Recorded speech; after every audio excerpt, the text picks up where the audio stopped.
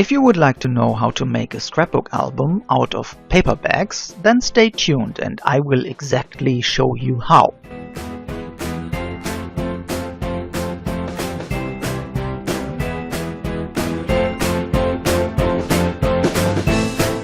Hi, here's Max and I'm back after a long holiday season.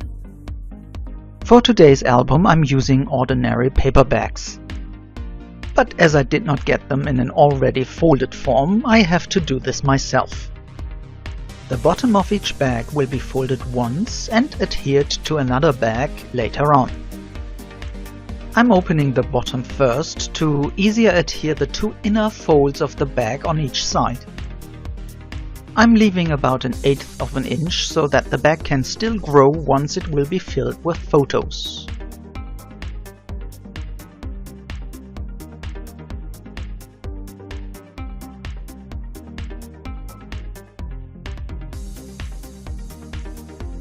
I'm first adhering the bottom to the bag and then removing most of the inner parts to get the flap as thin as possible.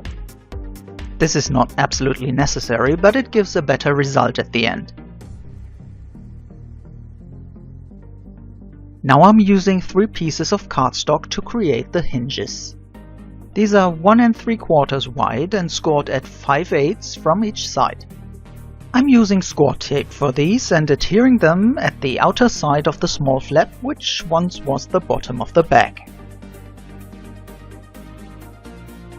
Afterwards I'm doing the same with a second bag so that both bags are linked with a hinge between the long sides.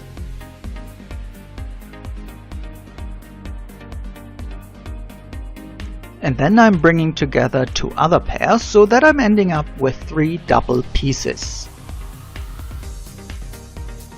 Those pairs I'm now adhering at the short flaps only at the edges so that they are building a small pocket in the middle.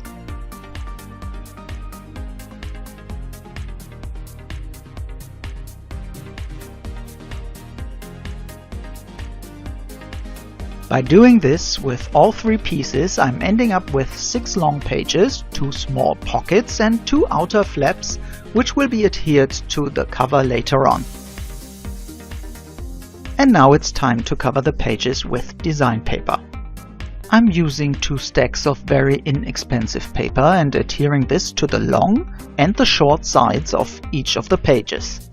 I'm also using a small magnet, which I'm fixing about 1.5 inch from the small edge of each of the long pages.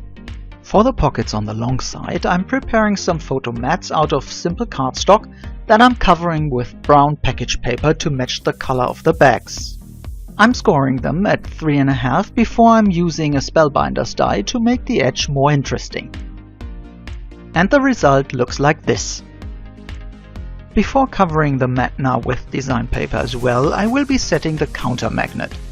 I'm using a scrap piece of cardstock and simple scotch tape for this.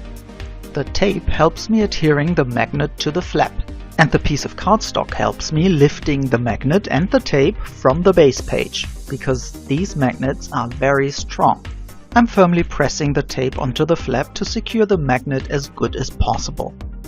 Then I'm covering first the long side with the design paper.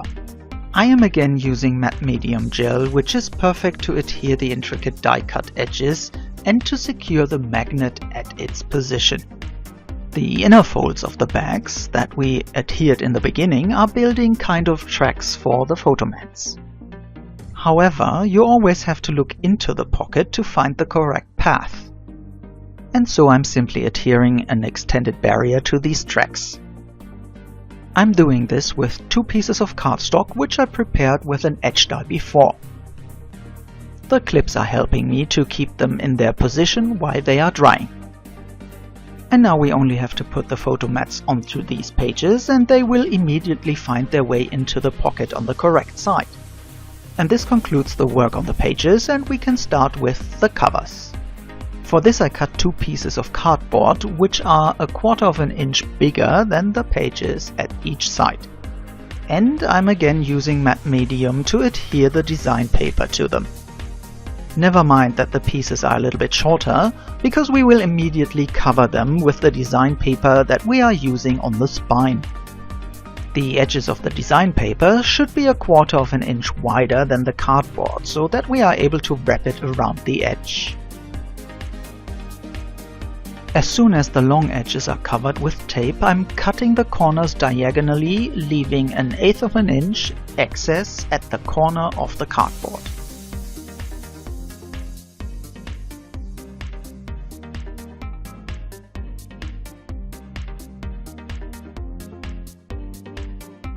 Then I'm folding the corners inwards, like I would do when wrapping a present.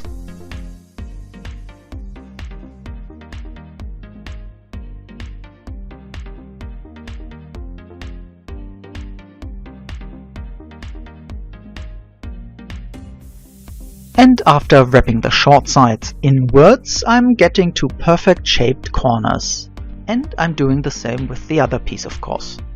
I'm also using the decorative die on the design paper on the spine before I'm marking the middle and adhering it to the cardboard for the spine. This piece has the same width as the bundle of the pages. I'm using matte medium again to adhere the piece evenly to the spine. Next I'm laying the front and back cover pieces right next to the spine, leaving a gap that has the same width as the cardboard is thick. I'm now covering the gap with textile tape, which increases the strength and flexibility, and I'm now able to flip back the cover and adhere the design paper from the spine to the cover.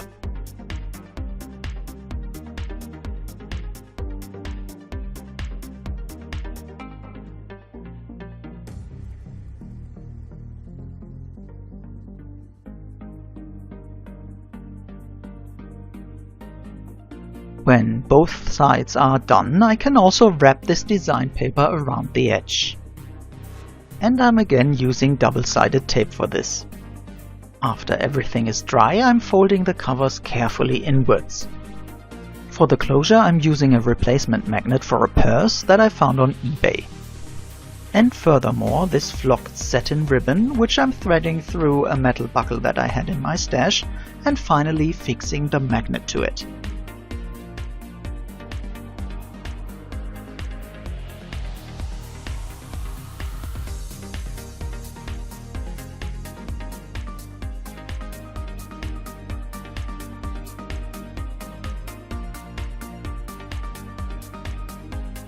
I'm eyeballing the length of the ribbon by putting the pages between the covers and then adding some more so that the album can still grow.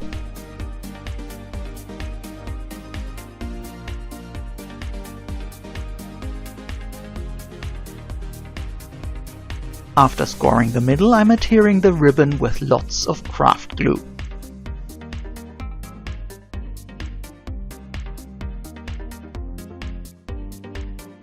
The whole cover will then be covered with design paper again. To secure it even more and make it long-lasting, I'm again working with liquid glue here. I'm giving the inner edges a diagonal cut because I want to have a smoother edge here. This part will not be covered by the pages later on, and I personally think that this looks better. And finally, it's time to adhere the pages to the cover. I already covered the spine of the pages with score tape and now using craft glue in addition to that. I'm now adhering the pages exactly to the spine and pressing them firmly in between to the cardboard. As you can see, I removed the photo mats as it is much easier to do this without them. Now I'm adhering the remaining small flaps to the front and back cover. Here again I'm building pockets by only gluing the outer edges and using the clips to press the flaps to the covers again.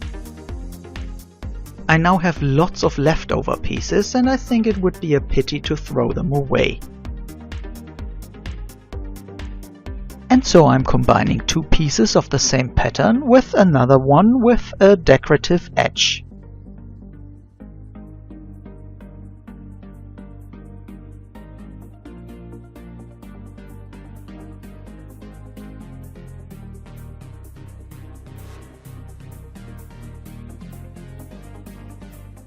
The result is then adhered to a piece of simple cardstock, distressed, and stamped with a line pattern for journaling. All these tags we can now use for the pockets in the album. And this is how the album looks.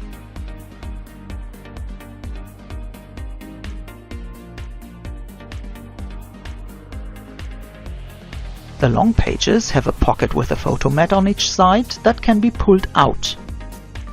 And as you now know, these will be held in place by a magnet.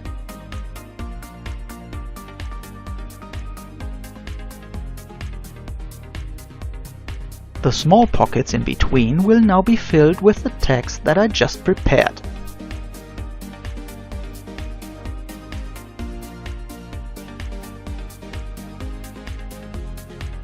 All the pages may now be further embellished, of course, but overall the album is done.